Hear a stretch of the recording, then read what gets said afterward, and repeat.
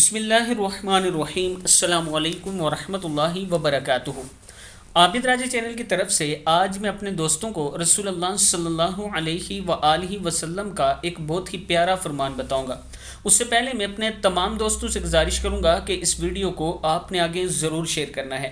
حضرت ابو ہریرہ رضی اللہ تعالیٰ عنہ فرماتے ہیں کہ ایک شخص نبی اکرم صلی اللہ علیہ وآلہ وسلم کی خدمت میں حاضر ہوا اور عرض کی، اللہ کے رسول صلی اللہ علیہ وآلہ وسلم، مجھے اس بچھو سے کتنی شدید تکلیف پہنچی جس نے کل رات مجھے کاٹ لیا۔ آپ صلی اللہ علیہ وآلہ وسلم نے ارشاد فرمایا، اگر تم نے جب رات کی تھی یہ کلمات کہہ دیتے، اعوذ بکلمات اللہ التامات من شر ما خلق، میں اللہ کی مکمل کلمات کی پناہ میں آتا ہوں اس مخلوق کے شر سے، تو وہ بچھو تمہیں کوئی نقصان نہ پہنچاتا۔